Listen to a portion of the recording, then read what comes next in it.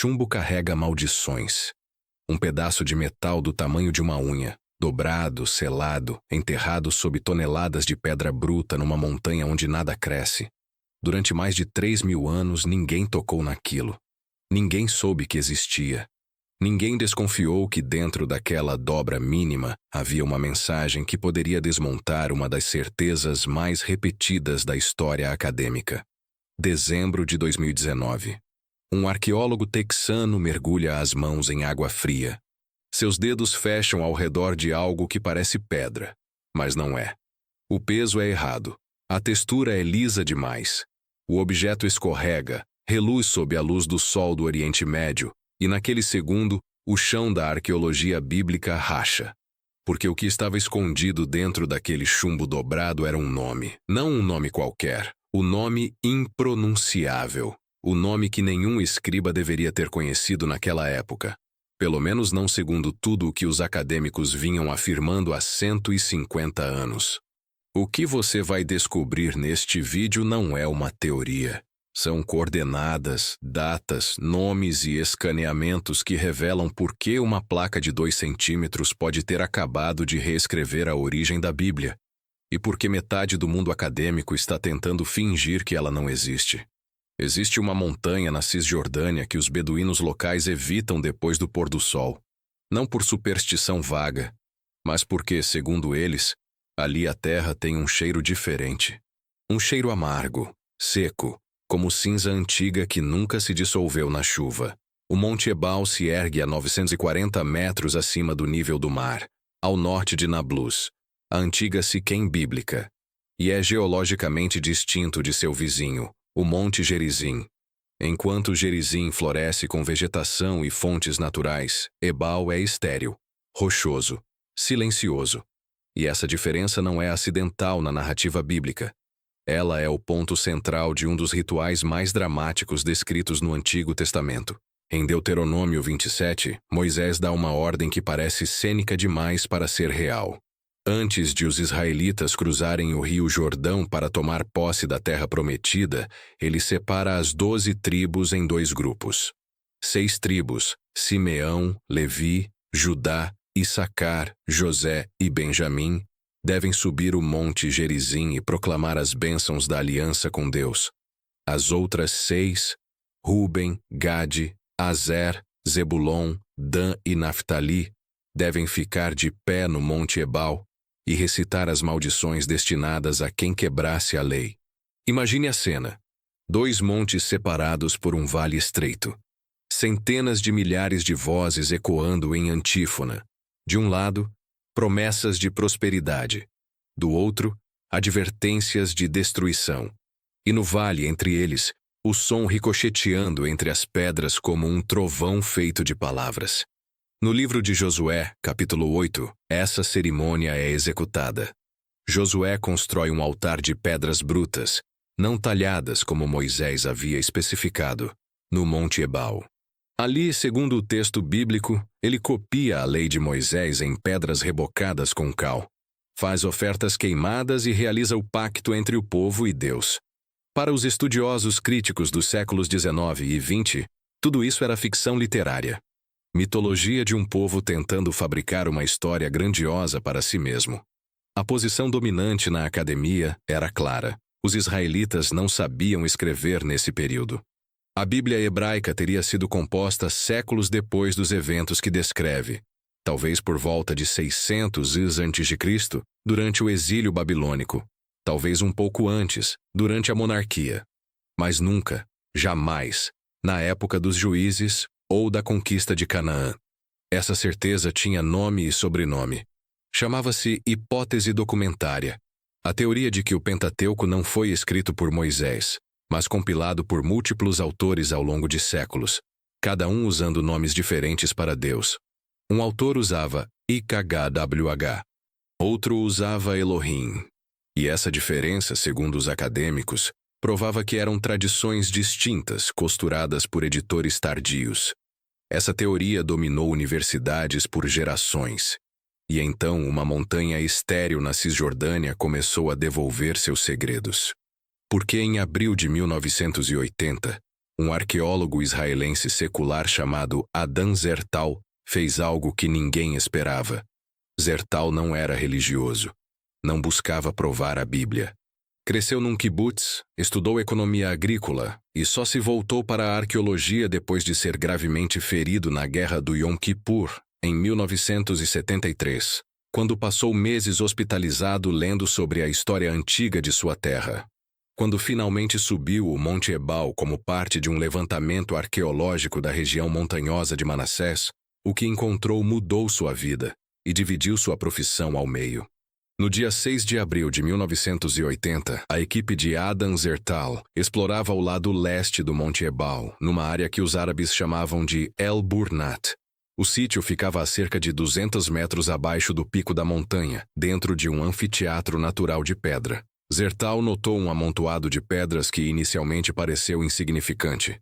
Mas quando se aproximou pelo leste, a formação tomou contornos de algo construído deliberadamente. Algo grande. Em seu diário de campo, ele escreveu: "Parecia que, no último minuto, havíamos tropeçado em um sítio extraordinário. Entre 1982 e 1989, Zertal conduziu 8 temporadas de escavação naquele local.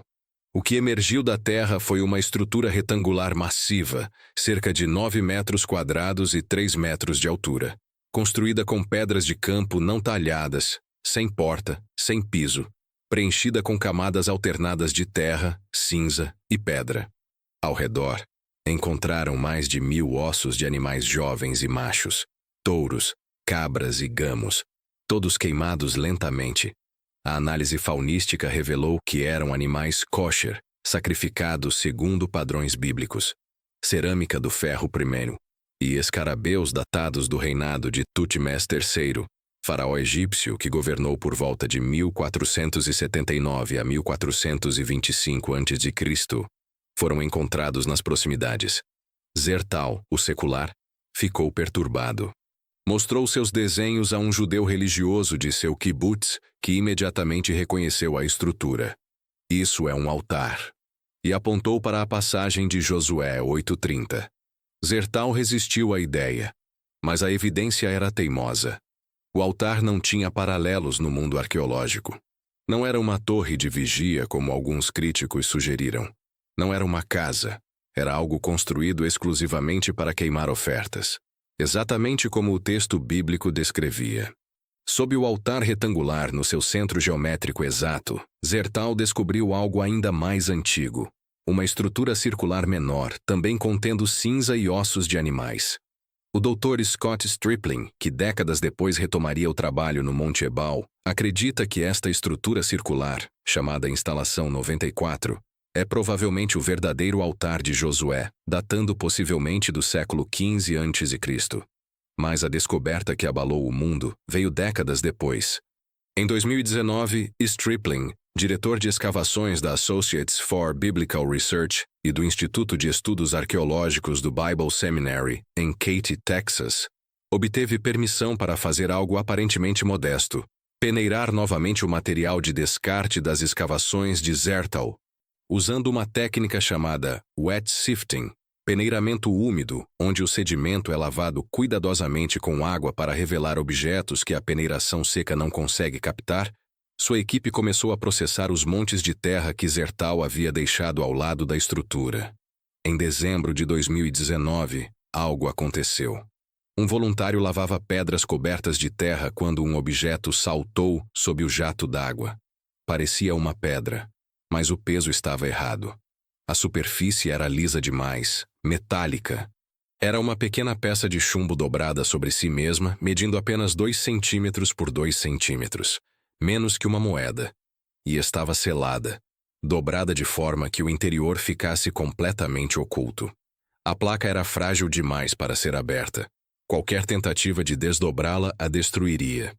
Stripling precisava ver o que havia dentro sem tocar.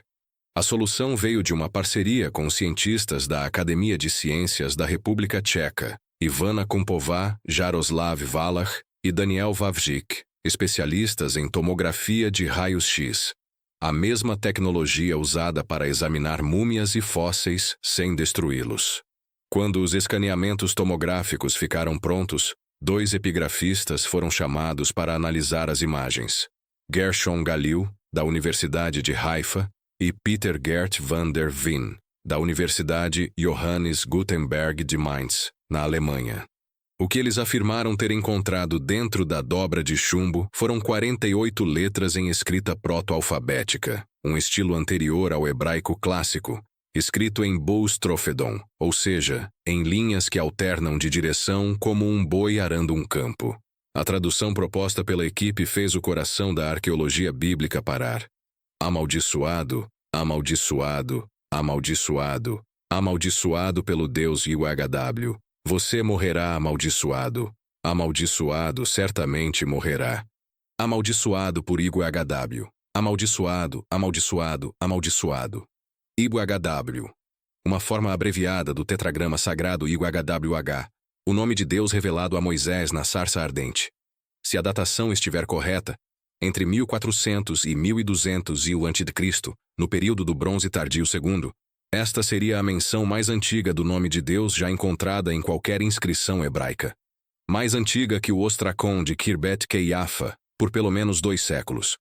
Mais antiga que qualquer texto conhecido do antigo Israel.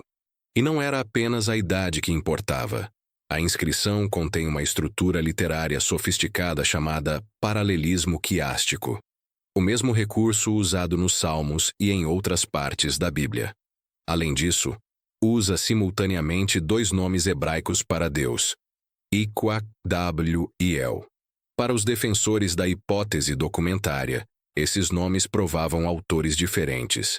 Mas aqui estavam os 2 juntos, no mesmo texto, escritos pela mesma mão, possivelmente mais de 1000 anos antes da suposta compilação do Pentateuco.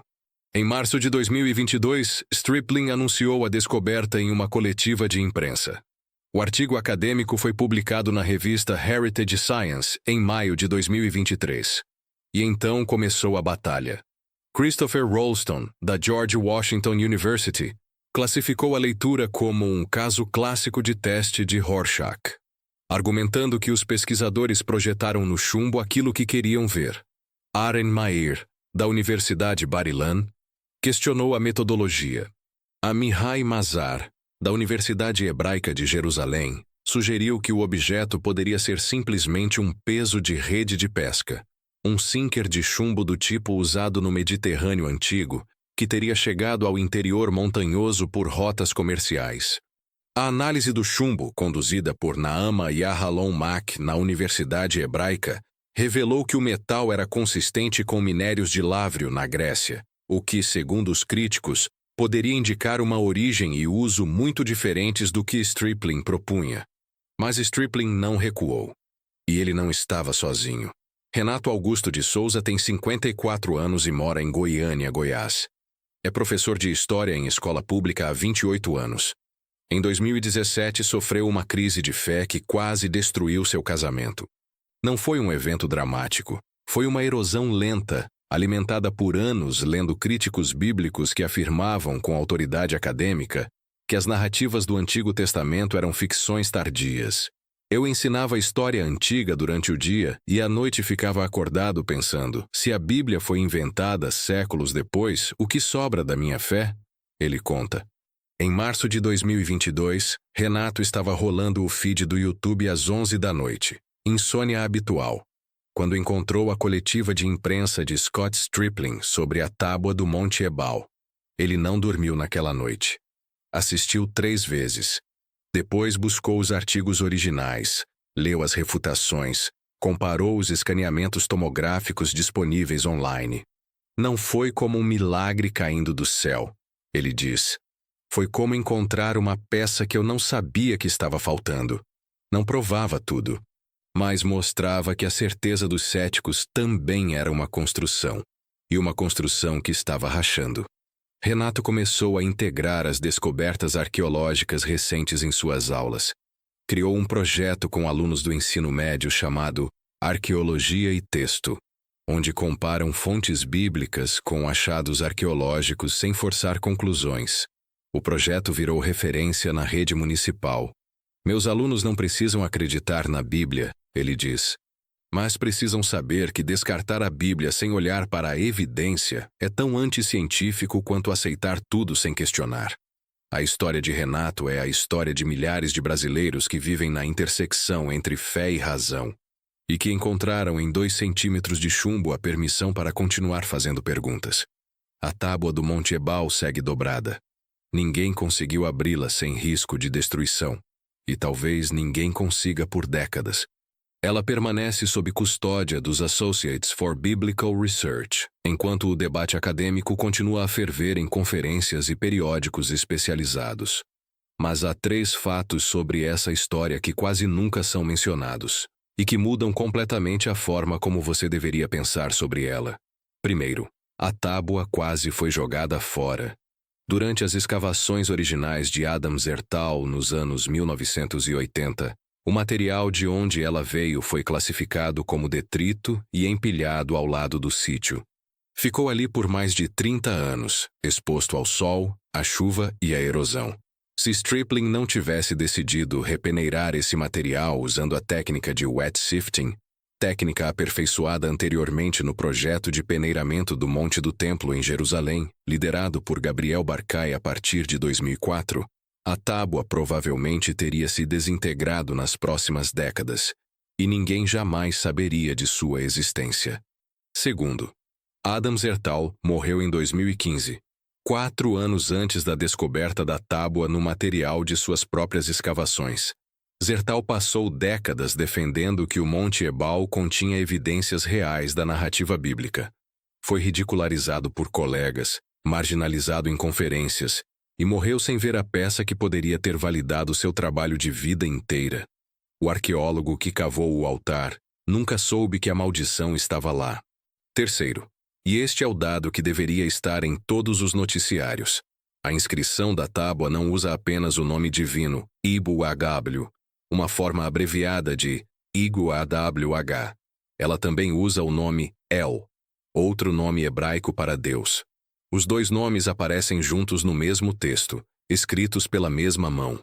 Isso contradiz frontalmente um dos pilares da hipótese documentária, que durante mais de um século argumentou que o uso de diferentes nomes divinos no Pentateuco provava autores diferentes escrevendo em épocas diferentes. Se ambos os nomes coexistiam naturalmente na mesma tradição textual há mais de 3.200 anos, a base dessa teoria enfraquece dramaticamente. Há ainda outras camadas intrigantes.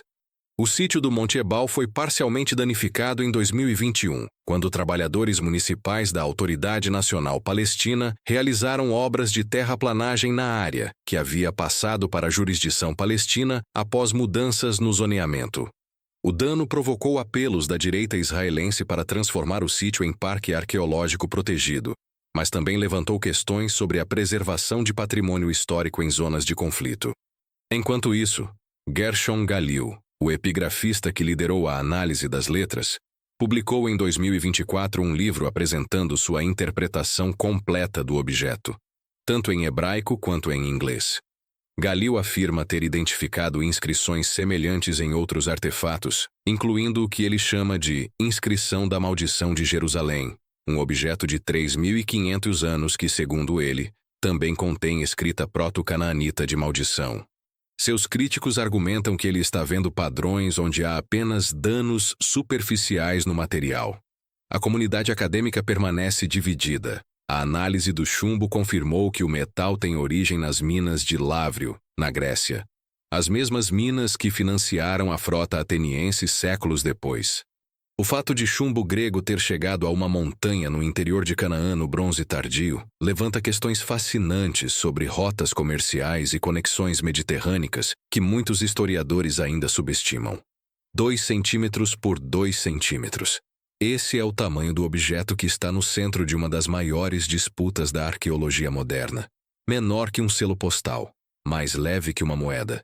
E ainda assim pesado o suficiente para fazer tremer as fundações de um edifício acadêmico erguido ao longo de 150 anos. A tábua do Monte Ebal não prova que a Bíblia é verdadeira. Nenhum artefato isolado jamais fará isso. Mas ela faz algo que talvez seja mais importante.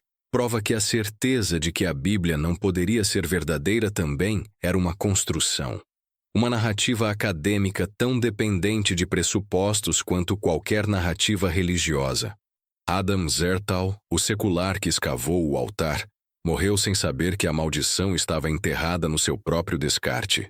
Scott Stripling, o crente que decidiu olhar onde outros haviam desistido, encontrou o que não deveria existir segundo os manuais de história. Gershon Galil viu letras onde outros veem apenas arranhões. Christopher Holston vê arranhões onde Galil vê letras. E no meio dessa disputa, há um pedaço de chumbo grego que viajou do Mediterrâneo até o topo de uma montanha estéril em Canaã, dobrado sobre si mesmo, guardando dentro de suas dobras o nome que não deveria ter sido escrito tão cedo. Talvez a verdade sobre o Monte Ebal não esteja em quem tem razão nesse debate. Talvez esteja no fato de que o debate existe, porque durante décadas a arqueologia bíblica operou sob uma premissa silenciosa, a de que a ausência de evidência era evidência de ausência. Se não havia inscrições hebraicas do bronze tardio, então os hebreus não sabiam escrever no bronze tardio. Se não havia escrita, não havia registro contemporâneo. Se não havia registro, a Bíblia era literatura tardia. Essa cadeia lógica parecia impenetrável. E agora há uma rachadura nela. Uma rachadura do tamanho exato de 2 centímetros.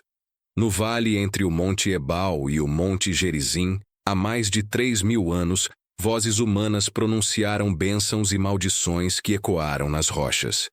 A maioria dessas vozes se perdeu, mas alguém real, com mãos de carne usando um estilete de ferro sobre uma lâmina de chumbo importado de terras distantes, decidiu que aquelas palavras eram importantes demais para confiá-las apenas à memória, e selou-as na pedra do tempo. 3.200 anos depois, nós as estamos ouvindo de novo.